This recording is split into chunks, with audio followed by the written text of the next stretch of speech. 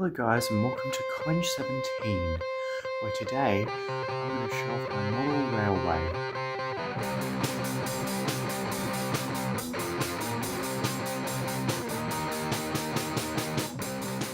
I've made this video now because my model railway has finally reached a point where it's like kind of fully functional. Gotten a few upgrades today that I think just vital to making it show-offable, and I think it is in this state. So it's comprised of these two loops of track which go around, an inner one and an outer one, and they connect at this junction here, which, if you can see, there's those little transparent pieces of plastic there. I don't know, they're hard to see. They're different from the joiners on the rest of the track, which are metal. These plastic ones insulate them so that the track is electrically separated. Because, fun fact, the way that you control model railways is you actually just put the electric current into the track, and then the train itself completes the circuit, and then that powers the motor inside the train. But if you want these tracks to go different directions, they have to, or even just different speeds, you have to electrically isolate them, which is what these clips do, so that they can, But if you do the maneuver correctly, you can still get a train over this junction smoothly. And so this controller, and then also the points, the direction that they're facing, they allow current to go into. So because of that, all of this yard that I've got for storing all my carriages is controlled by the same thing that controls the inner loop. And obviously this is just plugged into a wall socket. Just down there. Wait, what? That's off at the wall? Then how did this work? Did I turn it off?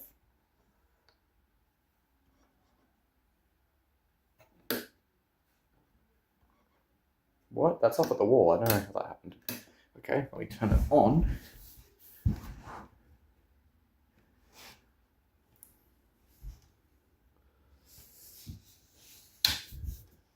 There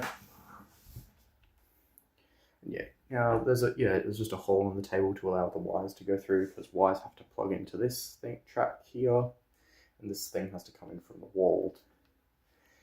And now, if I've set this point to lead into the yard, and this point to lead to this siding, which is by far the longest, because the rest of them are pretty short, this carriage here is not in its siding because it's a much high quality build compared to the rest of them, I guess, and it literally detects that the table isn't level, so it's fine. The siding next to it's not being used, so it's not.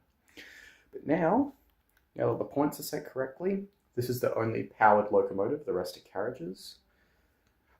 Now I set the direction of the track to forwards, which is anti-clockwise on the inner loop and clockwise on the outer loop. And I just ramp up the cut into the track, and the train starts to move. Now, this train's a bit of an old train, so it needs a little encouragement sometimes. And off it goes. If I set this point to this way, then it's set for the loop, so that when the train comes back around from the other side, it can just go over it smoothly. Or it can hold train issues and not have enough power to keep going. That means I should probably turn up the voltage a bit. And as you can see, there's a light installed in the locomotive that's powered by the tracks as well, which is cool.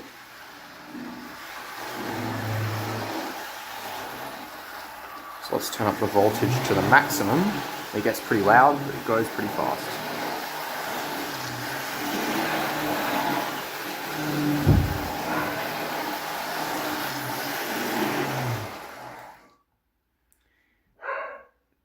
Ignore the dog, sorry about that.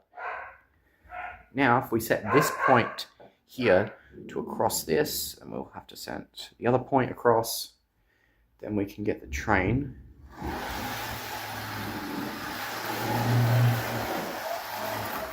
to get across, but once it passes the joiners, there's no power flowing into the outer loop. So when you set that, when you set it to reverse, because the outer loop's set to a different direction, remember, then set it to the same voltage, approximately. Then after giving it a nudge, it continues on the outer loop. Now let's turn this off, because we're going to reverse the direction. Let's turn this one off and just set it to 0. Set the points back to normal operation. Now we set this one to forwards. Now the train goes the correct direction, because this uses left-hand running, as all of Victoria does. Australia, all of Australia uses left-hand running. Well, except for certain locations where it changes.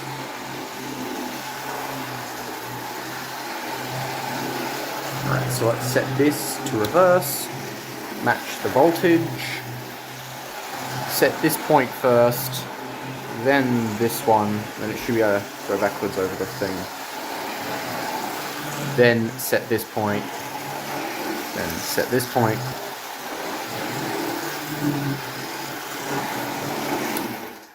Cut the power, now the train has stopped. Put it in forwards and it starts going the other direction.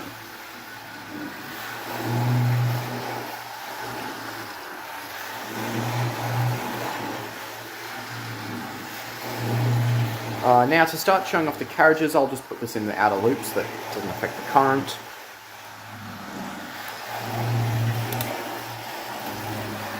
There we go. Bring it to a stop. Now this train's electrically isolated from the rest of the network. Well, it's using a different half of the dual controller. So now I can just turn the outer loop controller off, and now I can deal with this. And there's only one reason why I wanted this. Set the points to the siding. You know how the loco had the lights? One of my carriages has the lights as well. This one here. So if I just move it into view a little bit. If I... Oh, wrong one. Is it? No, it doesn't. Set to forward, doesn't really matter the direction. And max out the voltage. Now it's not that loop, but instead this one. You can see a dim light in this one. I'll just turn it off for reference and back on. But yeah, despite having a cab, this is just a carriage with light installed. Yeah. So now that I've showed off that feature, the rest of it can just be looking at them. So I'll power. Actually, I'll move the loco.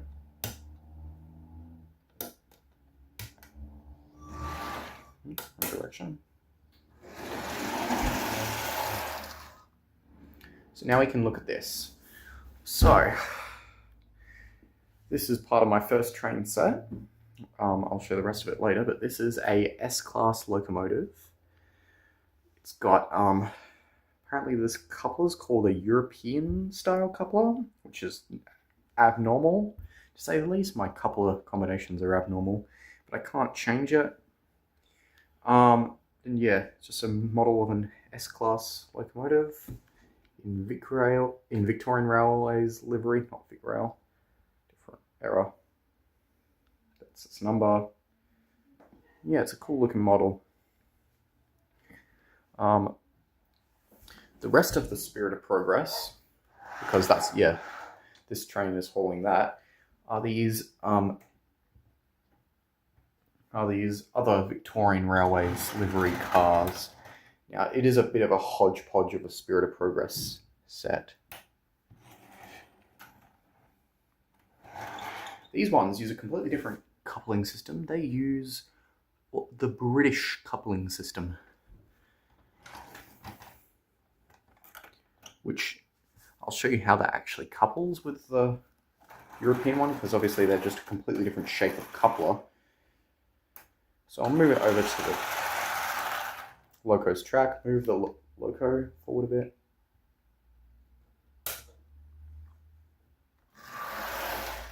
There we go, that should be good enough.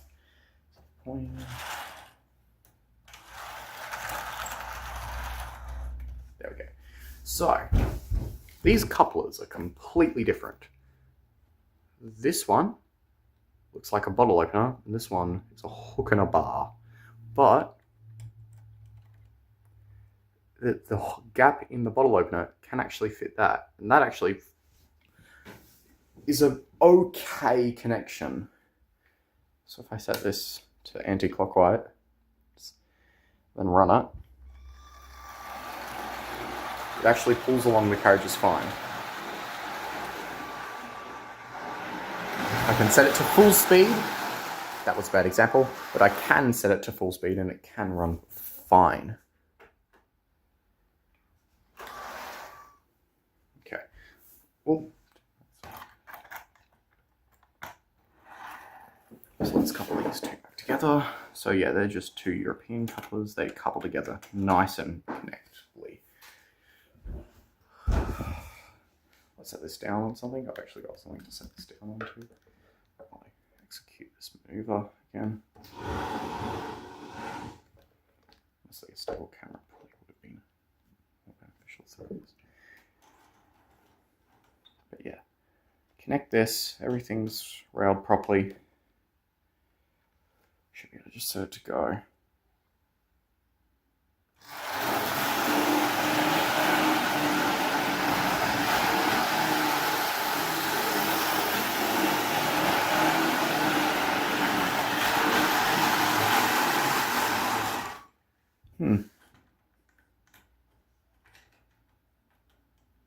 Yeah, so this was the original train I bought. I got this secondhand, which is why it's such a hodgepodge.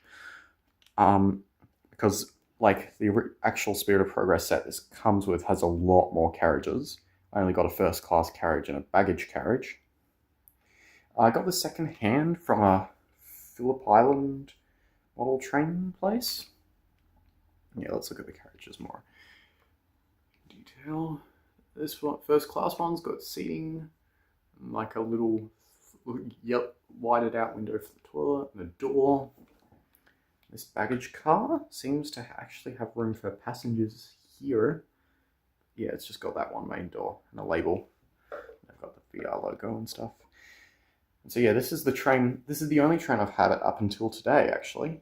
But as of today, I got the other things.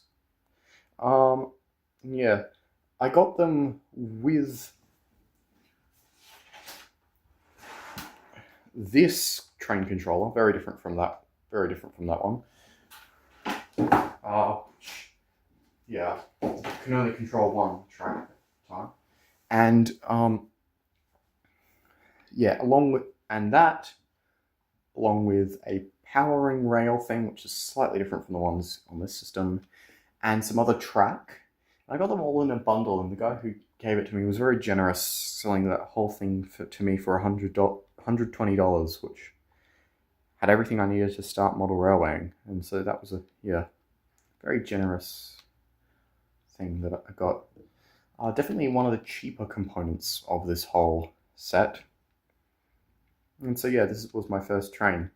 But that coupler connection isn't that good, and neither of them are standard couplers. So because of that, I purchased these carriages, which have removable couplers, so that I could interchange them around and create a set of carriages that could interchange between them. So let's just uncouple this, move it out the way, make enough space here for another carriage.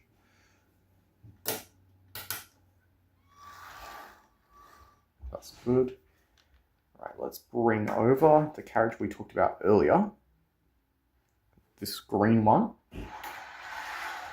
Now this green one is not a Victorian carriage, neither of these two are. They're just there because they were good enough looking. And they had the coupler functionality that I needed. Looks like this one's from Switzerland. It's got cool red windows, a green body, and yeah, it's a driving trailer with a cab on the end. And on this end, it's able to connect to other carriages. Now, this end the train has the British system, which the train came with, which couples with the loco. And at this end, I've got this is the European coupler. So this whole train was a European coupler set, but then I bought some British couplers.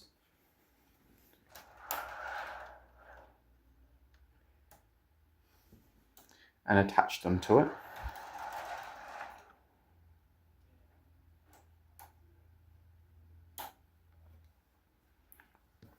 And so then it can interface between them. So if I set this down.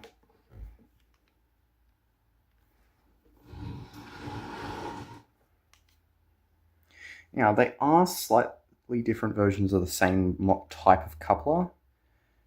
You can see that this one's a lot smaller, but they are compatible enough, although they don't couple automatically. I've got to like lift this one up and this one. But then now that they're coupled, the connection between them is really strong.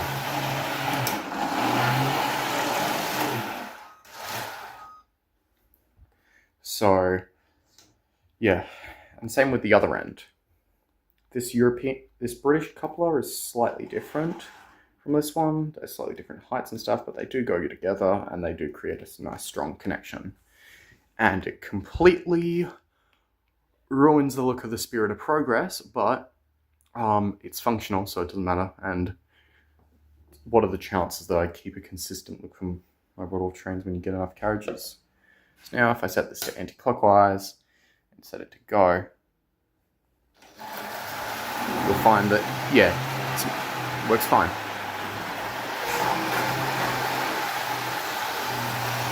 And it can even go backwards, because without this adapter sort of functionality, going backwards, it was just like effectively not having a coupler and just shoving them backwards. So it's much better with this going backwards. Much more stable and much less likely to derail. However, obviously, still a possibility. Just re-rail. It seems these newer carriages that I got like automatically re-rail or something if they do rail. Like they're much better at that. Whereas my Spirit of Progress carriages don't. And they're also more likely to derail.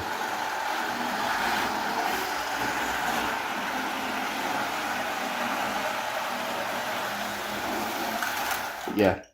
What I have done is I've bought an N-class locomotive. That was a while ago that I bought that. And it's also more, and it will probably like exclusively run this outer track or something. You know, that's main direction is this way instead of this way, which this older train is much more comfortable with. So let's try moving the whole train over the points.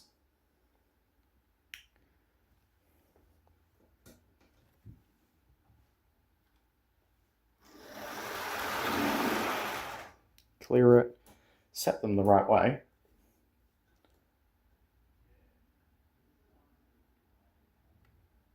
Then set these right. I don't want to be going very fast over these points. I'm sure I'll get at least one derailment. Yep, I have. But it made it over.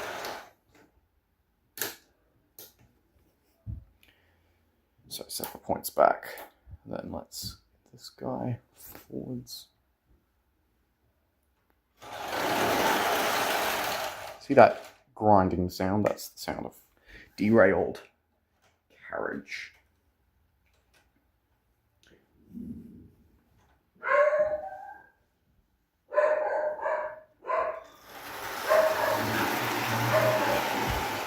Yeah, let's ditch these Spirit of Progress carriages and look at my more modern carriages with the loco now. Now I've got one more carriage to look at. This one. Set all the points the right way.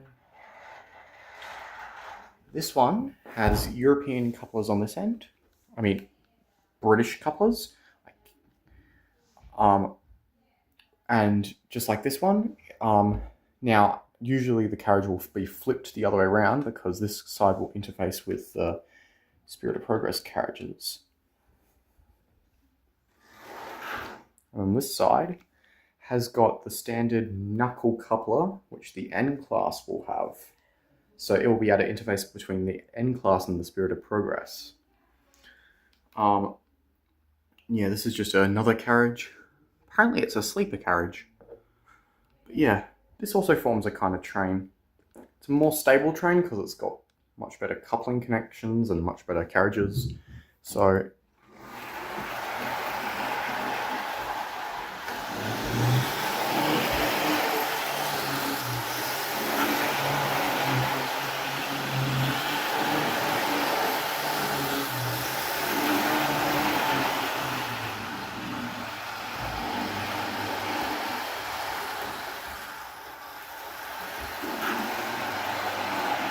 yeah.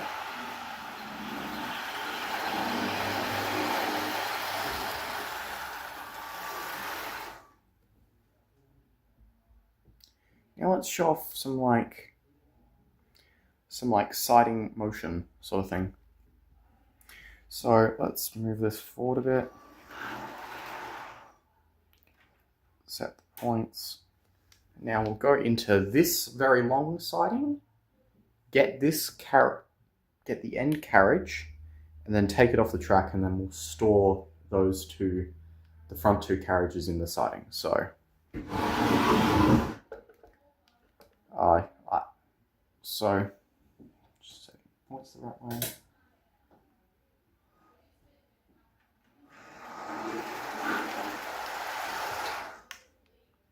Yeah, and then there we go. So let's just, yeah. This thing is an automatic derailer that kind of derails, but it only works so much with certain points. But yeah, so now you can see that this train is decoupled. Not derailer, decoupler. So let's just take this off the track. It's not going to be stored there. And then we can send this train back in there. Preferably not with that velocity. Just like wiggle the couplers apart because the decoupler doesn't work with this carriage. There we go. Let's move this guy forward just a tad. Actually, maybe I should have left it where it was. And then yeah. Now I've not really got much more to show you. I'll cut the power. And let's put this guy back into his siding.